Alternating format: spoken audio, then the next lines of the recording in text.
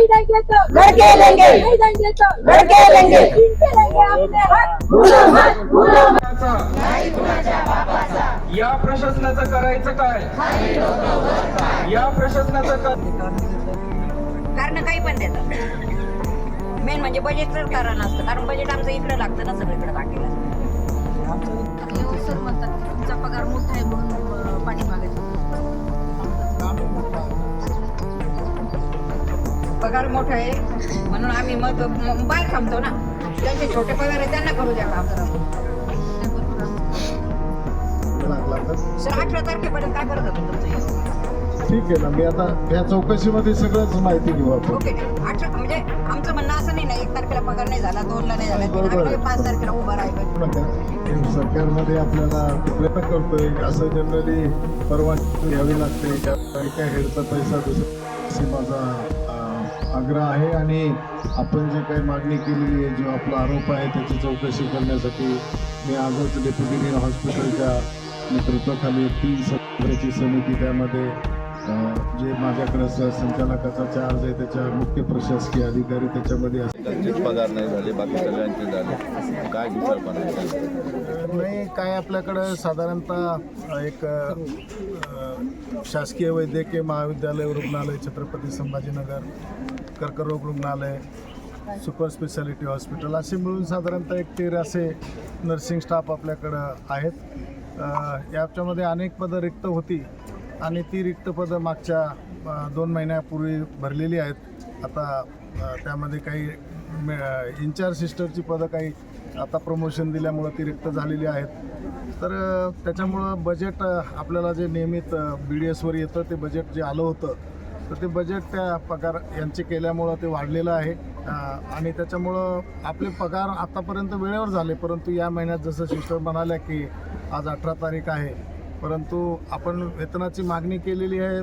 माझं वरिष्ठ स्तरावर बोलणंही झालं आहे आणि आज दुपारपर्यंत त्या बजेट हेडमध्ये पैसे येतील असं सांगण्यात आलेलं आहे. पण काही चौकशी लावणार तुम्ही 3 सदस्य? हो, मी त्यांची काही मागणी आहे की काही आमच्या प्रशासकीय लेवलवर काही खालच्या अधिकाऱ्यांकडून प्रशासकीय अधिकाऱ्यांचं असेल किंवा काही क्लरिकल स्टाफचं असेल तर त्याचे मी आजच वैद्यकीय उपाधिष्ठाता जे आहेत तर त्यांच्या नेतृत्वाखाली एक कमिटी करतो आहे. त्याच्यामध्ये वैद्यकीय अधीक्षक असतील, आमच्या सहसंचालक कार्यालयाच्या मुख्य प्रशासकीय अधिकारी त्याच्या समावेश असतील आणि नेमकं काय कुठल्या ठिकाणी ते कारण झालेलं आहे. बजेट तर एक कारण आहे, परंतु त्यांचं आणखी काही म्हणणं आहे तर त्याच्या संदर्भात सखोल चौकशी करण्यासाठी एक समिती नेमतो आहे आणि जर कोणी दोषी असेल याच्यामध्ये काही हे असेल तर त्याच्यावर निश्चित कार्यवाही करण्यात येईल. सर, बजेट नेहमी मागणी पगाराची व्यवस्थित केली पण त्याच्यात कट करून त्यांनी दिलाय नाही. काय गोंधळ? पगाराची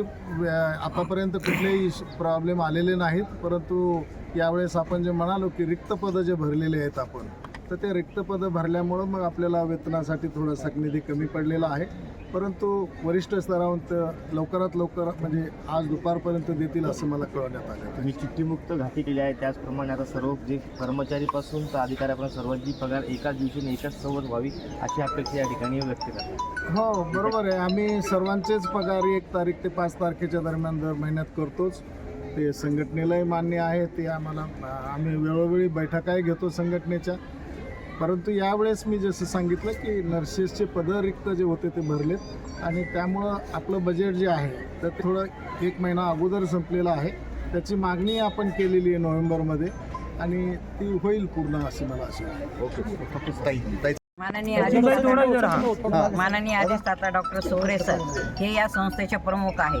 त्यांचं काम पण चांगलं आहे, परंतु जे खालचे लोक म्हणजे प्रशासकीय अधिकारी वगैरे काल यांनी जी उडवाउडीची उत्तरं दिली आणि आम्हाला असा विश्वास नाही वाटला की 2 दिवसात आपला पगार होईल. परंतु त्यांनी आम्हाला आंदोलन करण्यास भाग पाडलेलं आहे. आंदोलन करायला आम्ही तयार नसतो. असं नाही आहे की 5 तारखेपर्यंत पगार झाले नाही आणि आम्ही आंदोलन केले. आज 18 तारीख आहे, 18 तारखेला सुद्धा पगार नाही, अजून 2 दिवस पगार नाही. ख्रिसमस सारखा सण 3-4-5 दिवसावर येऊन ठपला असताना लोकांनी कर्ज काढायचं किती आणि म्हणून हे आंदोलन करावं लागलेले. जर आम्हाला 2 दिवसात पगार झाला नाही तर मात्र आम्ही पुन्हा बेमुदत आंदोलन करू. स्थगित केलं ना आंदोलन? आंदोलनात आम्ही स्थगित केलेलं आहे आणि ताबडतोब आमच्या परिचारिका ड्युटीवर गेल्या.